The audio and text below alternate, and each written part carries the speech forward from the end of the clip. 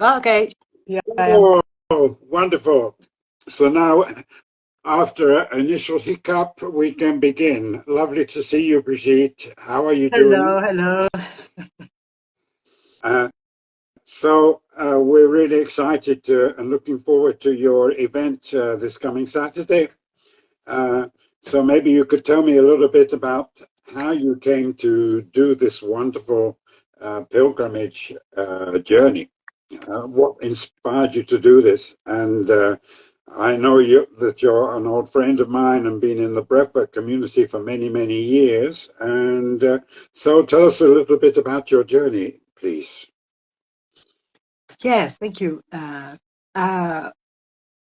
well, I would never have thought to do anything like that. I had this inner pull to walk straight ahead of me, and uh, I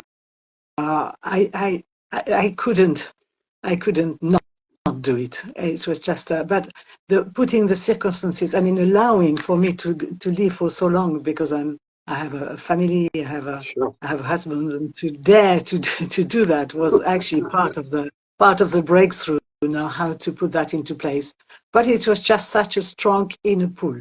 I just had to do it, and then it was where and when and how to organize it, and I learned so much on the way. It's incredible. It's kind of shifting the whole experience is into shifting the real into the realm of what is possible, what one thought would never be possible, and suddenly making it happen. So, I mean, did you do it all in one go, or did you do it in steps? How did it work out? Yes, well, it didn't work out as foreseen anyway, because nothing goes as one expects, and mainly also because of COVID. No, I was meant to walk from Calais to Reims in starting in March 2020. So obviously that didn't happen. Yeah. But I did it over 5 years, and sometimes by chunks of 6 weeks, and sometimes by chunks of one day at a time. So I'm lucky that my mum lives in halfway along the Via Francigena. The Okay. Via Francigena goes from Canterbury in the UK to Rome.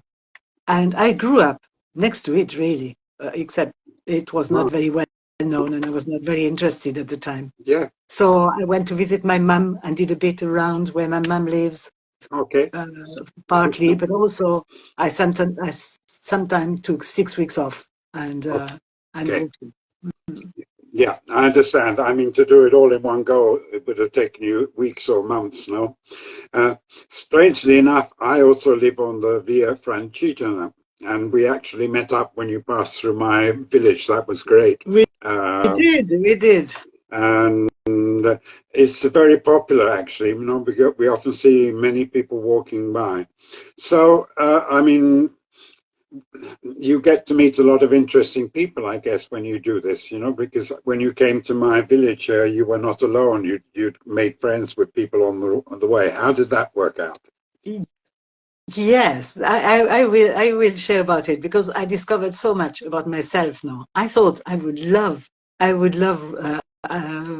walking with people, and what I discovered is that now I prefer walking by myself. Ah, And okay. so the Via Francigena, actually, I had 3 weeks, 3 full weeks walking by myself, completely by myself, and not seeing anybody, not even local people. It was February in the Po Valley up north in Italy, and there was just nobody around. It felt like crossing the desert, really.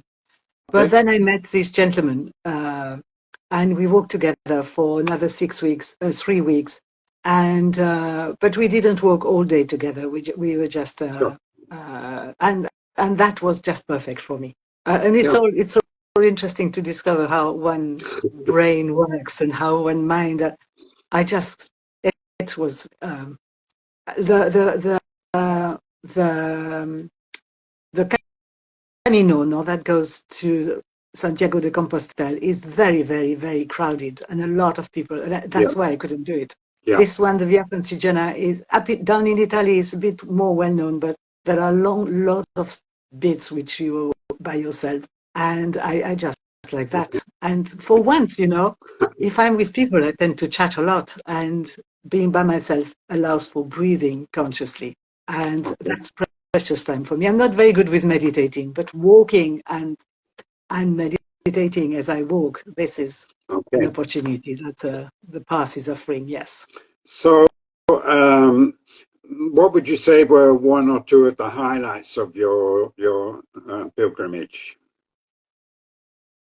The highlight, I think the I'm not religious now. I'm very much interested in spirituality, and I believe I had Jesus walking with me a lot of the time, but I don't really adhere to any religion. But arriving in Rome on the St. Peter's Square was rather anticlimax things, because it was full of tourists having to wait between barriers.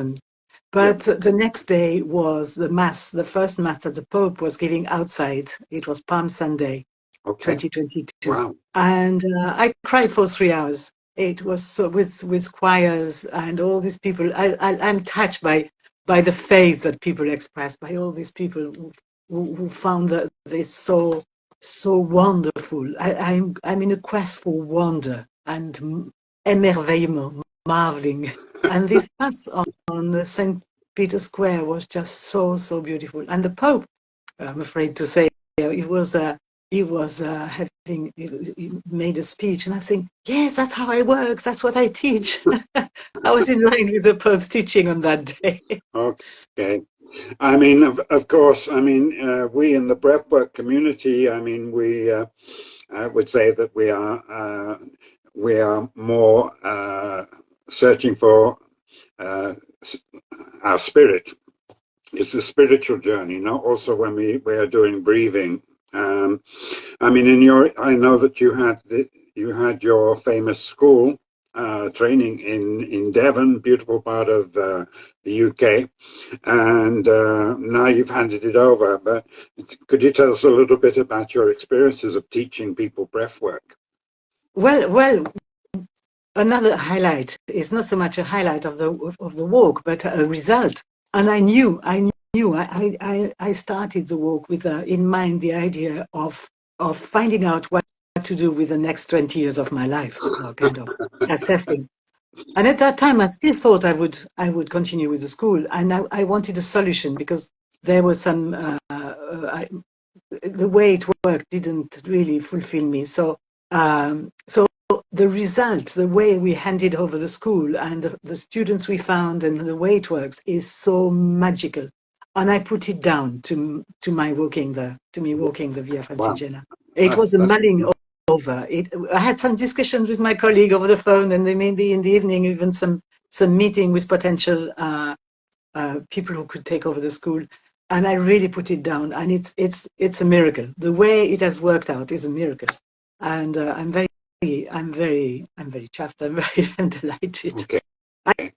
And so, it's a very good school. And teaching. What was the question? How we taught? Well, what was your experience of? We talked about spiritual experiences and spirituality, not about religion. But I mean, how far is the spiritual aspect of breathwork important, do you think? It's all about finding our inner guru, our inner path, and it's not for me to tell people what their truth is. So I love them discovering their truth, and how they're all so different, and how it's so powerful to get to that place where you know where you want to go, you know what you have to do, you know who you are, and somehow walking and breathing. Well, there's a lot of breathing involved in the walking as well. Now, it's not at all. It's the same path. It's all about self-discovery and empowerment. And wonderful. Very complimentary.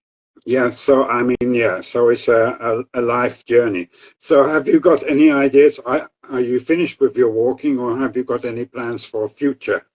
It's a good question, because I thought, I've got the bag now. I'm going to do that forever. And I added a bit to the Via Francigena. I walked from my house to Canterbury.